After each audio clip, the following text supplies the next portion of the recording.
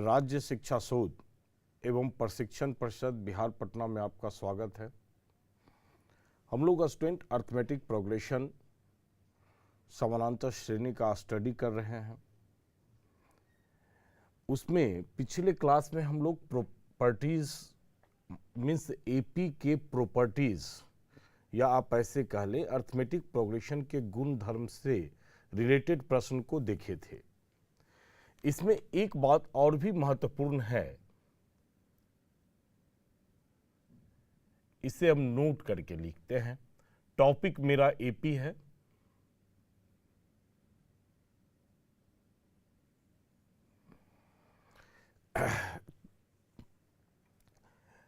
Number 1, 3 numbers are in AP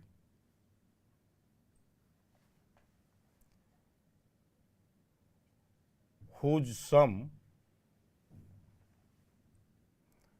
is given are to be taken as A minus D, A और A plus D। कहने का अर्थ है कि अगर प्रश्न के अंदर में जब हम क्वेश्चन बनाते हैं तो उस प्रश्न में अगर सम गिवन हो, आपसे कहा जाए कि 3 एपी ज्ञात करें और 3 एपी का सम 24 है। मतलब अगर सम गिवन हो, याद रखना है 3 एपी 3 नंबर्स 3 संख्याओं का एपी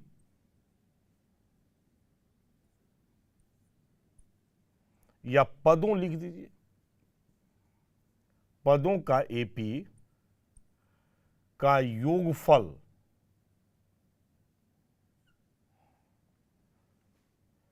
दिया गया हो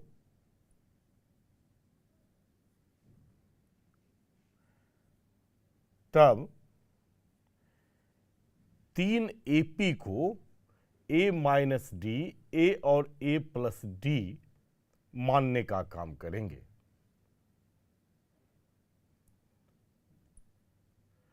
तीन संख्या एपी में होगा। ये बहुत ही इंपॉर्टेंट है। ऐसा नहीं है अगर हम लोग इसके बदले A और A प्लस डी और A प्लस 2D को भी अगर सपोज करते हैं तो कैलकुलेशन लंबा होगा और क्वेश्चन इससे सॉल्व किया जा सकता है। इसलिए आप कैलकुलेशन को आसान करने के लिए आप हमेशा 3 एपी को A माइनस डी, A और A प्लस डी मानने का काम करेंगे, मानेंगे। अब जिस प्रकार से सीक्वेंस हम 3 एपी का लिख रहे हैं उसी प्रकार से अगर सपोज कीजिए कि 5 एपी के बारे में कहा जाए, 5 numbers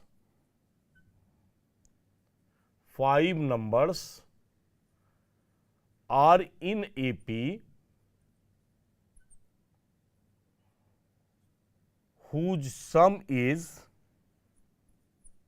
given are to be taken as A minus, एक एक डिफरेंस है तो A minus 2D, A minus D,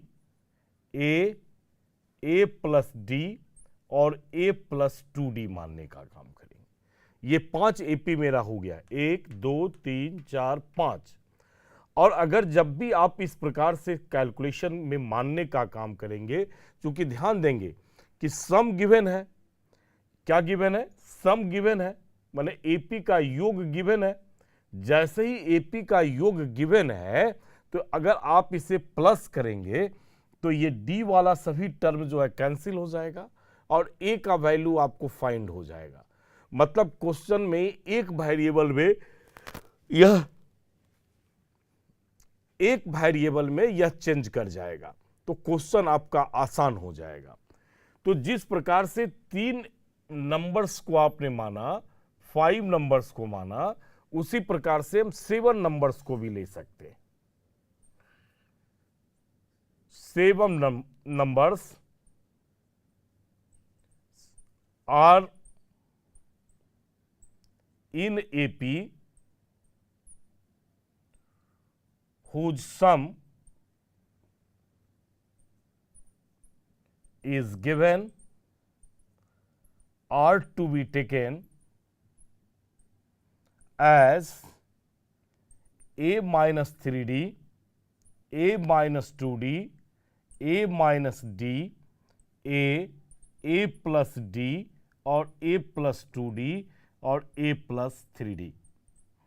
इस प्रकार से ही नंबर, मतलब जब भी 3, 5, 7, 9 इस प्रकार का रहेगा तो एक d को आप माइनस करेंगे और लास्ट में एक d आप प्लस करेंगे। तो ऑड नंबर में अगर रहा, ऑड का मतलब ये टर्म्स प्रश्न के अंदर में एपी का टर्म अगर ऑड नंबर में है, तब ऐसी स्थिति में आप इसी प्रकार से सपोज करेंगे। ध्यान रखेंगे इसका nth के लिए भी यूज कर दिया गया है क्वेश्चन को, और डायरेक्ट जो है क्यूसैट के इंजीनियरिंग एग्जामिनेशन में डायरेक्ट क्वेश्चन पूछा गया कि आपके पास में 7, 5, 3 इस प्रकार से n मान लिया गया और n नंबर्स के बारे में कहा जाए, या कोई ऑड नंबर हम दे दें, जैसे 2n + 1 एक ऑड नंबर है, और उसके बारे में कहें कि आप बताएं कि उस नंबर को आप कैसे लेट करेंगे या उसका जनरल फॉर्म क्या होगा, कहने का अर्थ है हम कह रहे हैं n numbers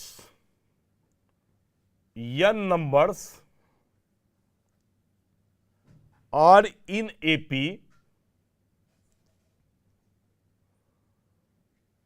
whose sum is given are to be taken as, और ध्यान देंगे यह जो n है एक ऑड नंबर है, n जो है एक ऑड नंबर है, एक विषम संख्या है, विषम संख्या है। अब आपसे पूछा जाए कि फाइनली आप बताएं कि क्या होगा, तो ध्यान देंगे कि अगर हमारे पास 3 है तो यहां 1d हो गया, अगर ये 5 है तो 2d है, और ये 7 है तो ये 3d है।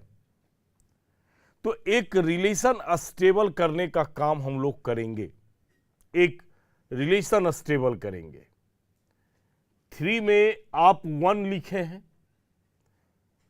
यहां 5 में 2 हो गया, तो 5 में 2 होने का मतलब है कि आप कह सकते हैं कि 5 नंबर में से एक नंबर माइनस करके डिवाइड 2 कर दीजिए, तो 5 - 1 4/2 तो 2d हो गया। क्या ये इसमें भी फॉर्मेट में आएगा? अगर 7 में -1 करके 2 से डिवाइड कर दें तो ये 3 आएगा, तो इसका अर्थ है कि ये 3 से शुरू हो रहा है। उसी प्रकार से जब यहां 3 है, यहां हमारे पास में 3 है, तो 3 में भी आप 1 माइनस करके 2 से डिवाइड कर दें, 1 होगा। कहने का अर्थ है कि ये 3 भी हमारे पास ऑड नंबर ही है, तो इसका एक फॉर्मेट हमारे पास, मतलब एक फॉर्मेट ज्ञात हो जाता है। अगर इसके पीछे के टर्म को एनालिसिस करेंगे तो n पदों के लिए एक हमारे पास में फॉर्मेट ज्ञात हो जाता है। ये फॉर्मेट क्या है कि जितने ऑड नंबर होंगे उसमें 1 माइनस करके 2 कर देने के बाद इसकी शुरुआत होती है। तो कहने का अर्थ है कि a माइनस n हमारे पास ऑड नंबर माना हुआ है, तो आप इसे n - 1 divide by 2 into d लिख सकते हैं। इस प्रकार से चलेंगे। फिर आप एक और डी को माइनस करेंगे, माने इसके बाद एक एक डी आपका माइनस हो जाते जाएगा, तो n माइनस 3/2 इंटू डी हो जाएगा। एज ऑन बीच वाला जो टर्म है वो यही रहेगा, a माइनस डी, ए और a प्लस डी, और लास्ट वाला फिर टर्म जब जाएंगे तो a, चूंकि ये प्लस में शुरू हो गया है, तो a plus n minus 3/2 into d और a plus n minus 1/2 into d. ये इसका जनरल टर्म है। कहीं कहीं बुक में आप जब स्टडी करेंगे तो इसके जगह पर आपके पास में ऐसा भी लिखा हुआ मिलेगा 2m प्लस 1 या 2n प्लस 1, तो उसके हिसाब से इस फॉर्मेट में रखकर आप वैल्यूज निकाल लेंगे। तो अगर हमारे पास किसी भी प्रश्न को बनाने वक्त जब हम एपी का क्वेश्चन बनाते हैं और क्वेश्चन बनाने में 3 एपी ज्ञात करने के लिए कहा जाए या 5 एपी ज्ञात करने के लिए कहा जाए या 7 एपी के पदों को ज्ञात करने के लिए कहा जाए, माने पदों की संख्या विषम संख्या हो और प्रश्न के अंदर सम गिवन हो, माने उन पदों का योगफल दिया हुआ हो, तब इसे ही मानेंगे। तब क्वेश्चन बहुत आसान से आप सॉल्व कर सकते हैं। और अगर सपोज कीजिए कि क्वेश्चन के अंदर ये बातें हुज सम इज गिवन, माने पदों का योगफल गिवन होना चाहिए, अगर पदों का योगफल गिवन नहीं है तो जो एपी का सामान्य पद है उस सामान्य पद को ही मानकर आप क्वेश्चन को सॉल्व करेंगे। तो ये डिपेंड करता है कि हमारा प्रश्न किस प्रकार का है। अब इस पर एक प्रश्न को देखते हैं हम। अब इस प्रॉपर्टीज के आधार पर एक क्वेश्चन देखते हैं और इस क्वेश्चन में बिल्कुल हम एक एनालिसिस करेंगे कि अगर एपी का जनरल पद से इस क्वेश्चन को बनाते तब क्या होता, और अगर जो अभी कॉन्सेप्ट दिया गया कि अगर एपी का सम गिवन होगा तब आप किस प्रकार से लेट करेंगे, अगर उसे लेंगे तब हमारा रिजल्ट क्या होगा। तो दोनों मेथड्स का यूज करेंगे। चलिए प्रश्न है,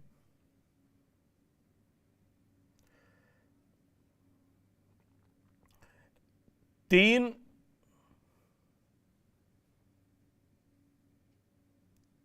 पदों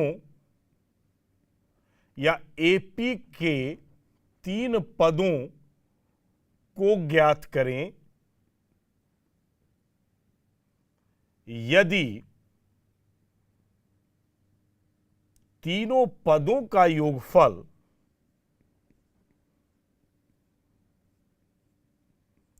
तीनों पदों का योगफल 21 तथा अंतिम 2 पदों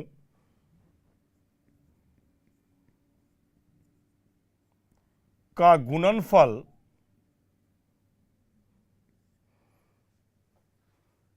गुणनफल 63 है, 63 है। हम ऐसा क्वेश्चन लेते हैं।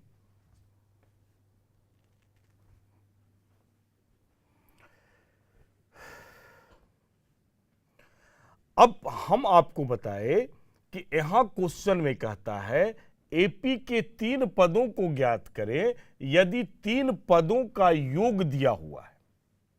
इसी बात की बात हम कर रहे थे कि जब प्रश्न में 3 पदों का योग दिया हुआ हो तब ऐसी स्थिति में आप लिखेंगे कि माना कि a माइनस डी, ए और a प्लस डी 3 पद एपी में है। मानने का काम ये करेंगे। अब इसका सम दिया हुआ है, माने अकॉर्डिंग टू क्वेश्चन, प्रश्न से आप चल रहे हैं।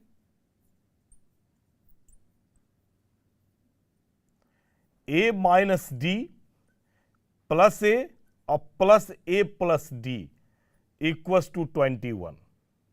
तो ये डी और ये डी कैंसिल हो गया, रिजल्ट हमारे पास आ गया 3a इक्वल टू 21, इसलिए a equal to 21/3 equal to 7। ये 7 फाइंड हो गया। साथ में ये कहता है कि अंतिम दो पदों का गुणनफल तथा अंतिम दो पदों का गुणनफल माने a into a plus d equal to 63 है। a का वैल्यू रख देते हैं, तो 7 प्लस डी इक्वल टू 63, तो 7 प्लस डी इक्वल टू 63/7, तो 9 आ गया। यहां से 7 प्लस डी इक्वल्स टू 9 ज्ञात हो गया, तो final d equal to 9 minus 7, तो डी का वैल्यू 2 फाइंड हो गया। अब ए फाइंड हो गया और डी फाइंड हो गया, तो एपी ज्ञात करना है हमें। एपी क्या है? ए माइनस डी, 3 पद ज्ञात करना है। कौन कौन है? ए माइनस डी, तो ए का वैल्यू 7 माइनस 2 7 और 7 प्लस 2, ये हमारे पास 5 हो गया, 7 हो गया, 9 हो गया। 5 7 9 एपी में है, एपी में है। ये 3 पद ज्ञात हो गया। अब इसको आप चेक भी कर सकते हैं। 5 प्लस 7 12 और 12 प्लस 9 21, ये मिल गया। लास्ट दो पद की बात किए, 7 इंटू 9 63, मतलब लास्ट दो पद का गुणनफल 63 है। और अगर आप इसे यूज नहीं करते तो ऐसा नहीं है कि आप सामान्य पद से नहीं निकालते, उससे भी आप क्वेश्चन फाइंड कर सकते थे। जैसे कि माना कि अब एपी को क्या करेंगे, ए प्लस डी और ए प्लस 2d, ये जो सामान्य पद है उसी सामान्य पद को हम एपी में मान लेते हैं, एपी में है ये तीनों सामान्य पद। अब क्वेश्चन से अगर चलेंगे तो फाइनली हमारे पास ए प्लस डी और ए प्लस डी, ए है, सेकेंड टर्म इसका ए प्लस डी है और थर्ड टर्म ए प्लस 2d है, और इस तीनों का सम हमारे पास 21 है। अब यहां से रिजल्ट जो है ए 3a और d plus 2d, 3d equal to 21, 3 common हो गया, a plus d equal to हमारे पास में आ गया 21, तो a plus d equal to 21/3 7, a plus d equal to 7, ये रिजल्ट आया हमारे पास। यहां से क्या काम करेंगे कि किसी एक का वैल्यू निकाल लेते हैं। जैसे a बराबर हम निकाल लेते हैं 7 और प्लस माइनस कर लेते हैं d। अब तथा दूसरे इक्वेशंस की बात करते हैं।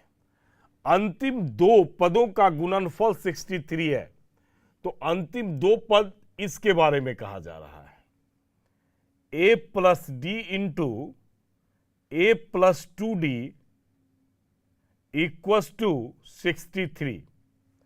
अब यहां से a का वैल्यू रख दीजिए, तो 7 माइनस डी और प्लस डी, फिर ए का value 7 minus d plus 2d equal to 63।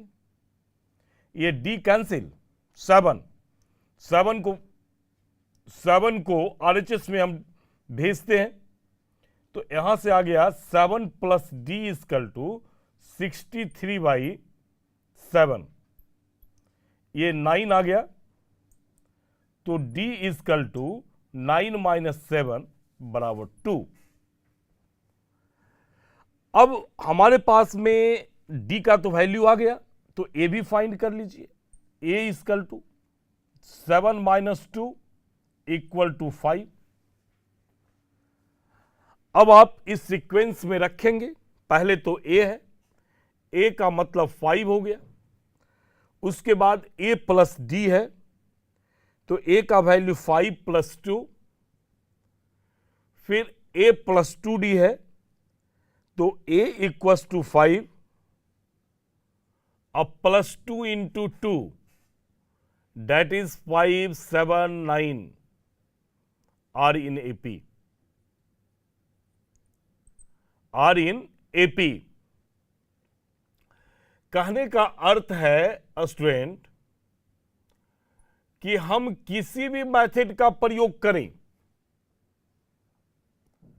हम सामान्य पदों का भी प्रयोग कर सकते हैं क्वेश्चन को बनाने के लिए। यह बाध्यता नहीं है कि आप a माइनस डी ए और a प्लस डी ही मानेंगे तभी हम क्वेश्चन को सॉल्व कर सकते हैं। लेकिन आप हमेशा याद रखें कि जब आप इसे सपोज करेंगे तो हमेशा ये कैंसिल होकर एक वैल्यू आपके पास में फाइंड हो जाएगा।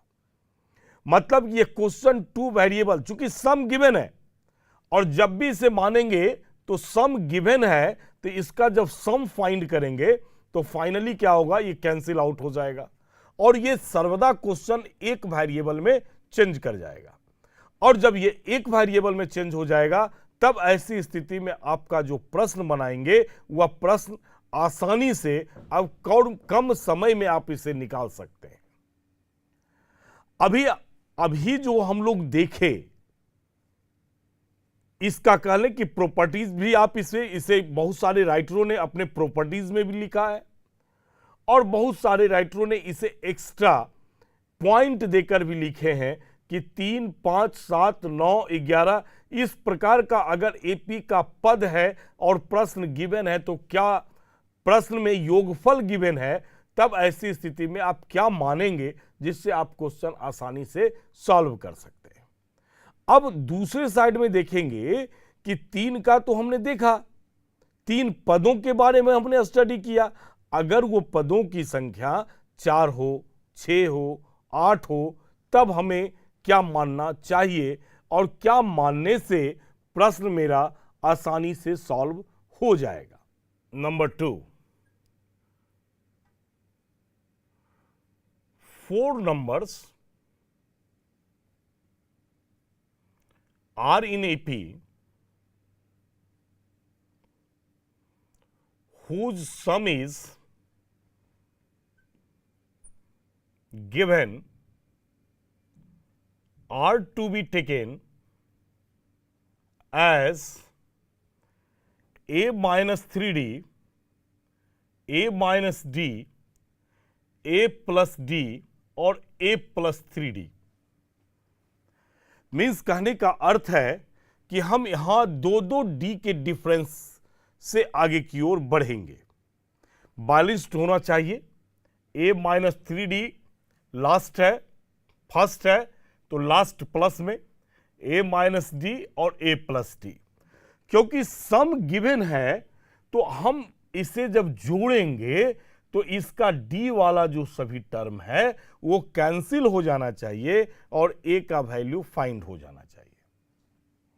मतलब यहां कहेंगे कि चारों पदों का, एपी के चारों पदों का योगफल प्रश्न में अगर गिवन है, दिया हुआ है, तभी इसको मानना है। एपी के चारों पदों का योगफल दिया हुआ हो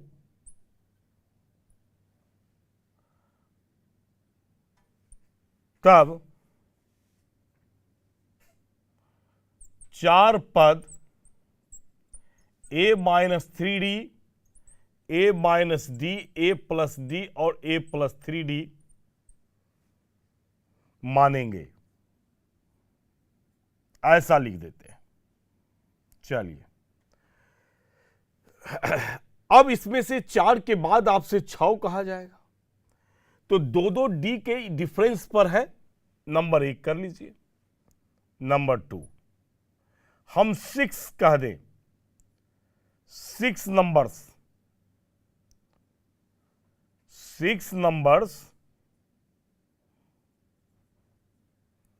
6 numbers are in AP whose sum is given are to be taken as 6 है a-5d, a-3d, a-d, a+d, a+3d और a+5d। ये 6 टर्म 1 2 3 4 5 6। अब जिस प्रकार से 6 टर्म को आप लिख रहे हैं, हम आपसे 8 कहेंगे तो फिर -7 तक आ जाएंगे। 2d इधर माइनस करेंगे और 2d इधर क्या करेंगे, प्लस करेंगे। आपसे क्वेश्चन में 8 का भी चर्चा किया जा सकता है। 8 नंबर्स बिल्कुल ध्यान से सीखने का प्रयास करें कि कैसे लिखते हैं, इसका कॉन्सेप्ट क्या है लिखने का। Whose sum is given are to be taken as 8 की बात किए हैं a-7d, a-5d, a-3d, a-d, a+d, a+3d, a+5d, a+7d।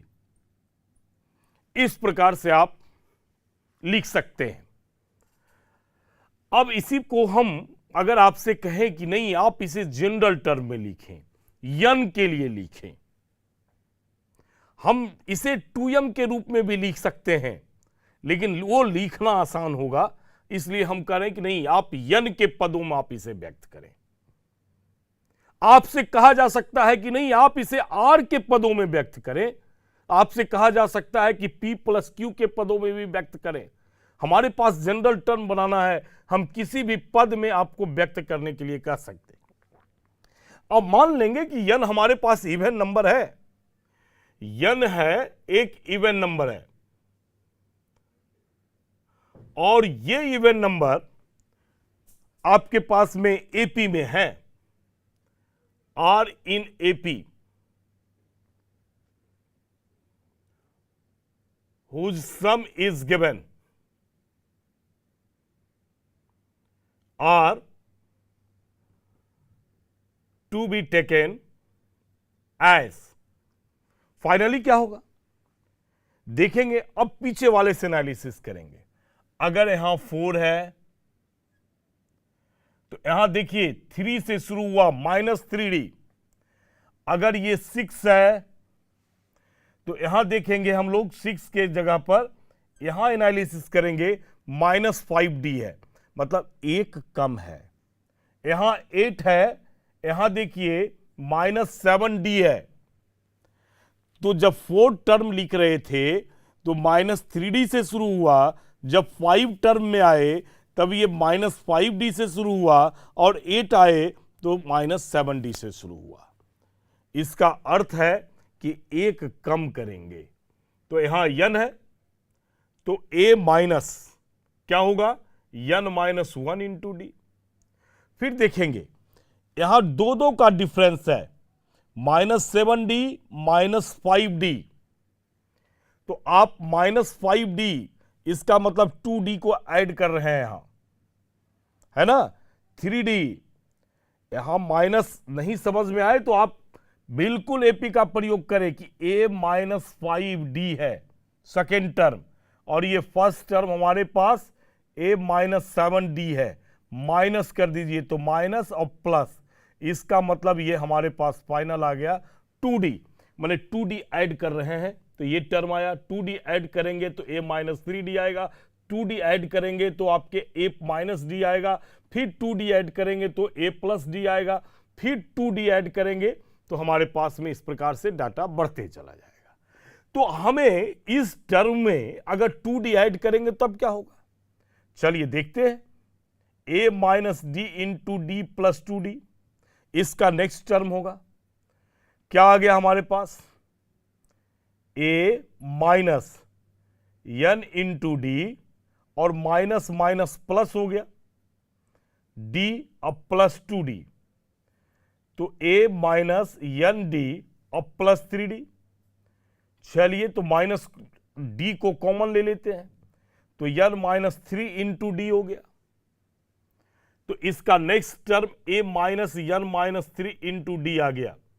इसी प्रकार से आप नेक्स्ट टर्म निकालते जाएंगे, फाइनली a, ये बीच वाला टर्म हम लिख देते हैं a माइनस डी और a plus d so on, और लास्ट जब पहुंचेंगे तो a plus n minus 3 into d, और last term a plus n minus 1 into d, ये हमारे पास में आ गया। आप इसे लिखने के लिए 2m के रूप में भी ध्यान रखेंगे। मैं बराबर कह रहा हूं कि कुसाइट ऐसे इंजीनियरिंग एग्जामिनेशन में ऑब्जेक्टिव ट्रेंड में, चूंकि वहां नंबर ऑफ क्वेश्चंस मैथमेटिक्स के 100 होते हैं, तब ऐसी स्थिति में इस प्रकार के फॉर्मेट का प्रयोग किया जाता है। तो आप अपने तरह से फॉर्मेट को बनाएं। अब n के जगह पर 2m को रखें और 2m रखकर आप इसके फॉर्मेट को बनाएं। उसी प्रकार से इसके पहले वाला फॉर्मेट में भी हम n रखे थे, वहां आप ऑड के लिए आप देखिएगा 2m प्लस 1 रखकर, आप n के जगह पर 2n प्लस 1 रखकर, और इवन के केस में 2m रखकर आप फिर से अपने फॉर्मेट को डिजाइन करें और देखें कि क्या ये सही है या नहीं है। अब यहां इस 4 शुरुआत मेरा जो है 4 नंबर से किए हैं, 4 नंबर मेरा एपी में है और उसका प्रश्न दिया, माने उसका पदों का सम गिवन है, योगफल गिवन है, तब हम ऐसा माने हैं। अब यहां जो है आप मान के हम दिखाते हैं कि इससे मानकर कैसे हम क्वेश्चन को सॉल्व करते हैं। तो अब एक प्रश्न हमें इसके लिए लेना होगा। तो हम ये देखें स्टूडेंट कि अगर एपी का ऑड पद है, पदों की संख्या ऑड संख्या में है, माने विषम संख्या में है, और एपी का अगर पदों की संख्या सम संख्या में है, तो हम किस प्रकार से मानेंगे पदों को जिससे कि क्वेश्चन आसानी से बन जाए। अब हम 3 पद को लेकर आपको क्वेश्चन पहले हम बता चुके हैं। अब आप अपनी किताब में खोजें और देखें कि कहाँ 4 पद हमें निकालना है, और ये ध्यान रखना है कि उस क्वेश्चन के अंदर में उस 4 पदों का योगफल दिया हुआ हो। और ऐसे क्वेश्चन को आप देखेंगे अपनी किताब में, तो आपकी एनसीईआरटी की भी बुक में दी हुई है, तो आप उस क्वेश्चन को जरूर सॉल्व करेंगे। और अगले क्लास में हम जो है अपना अर्थमेटिक मीन के साथ आपसे मिलते हैं। तब तक के लिए धन्यवाद।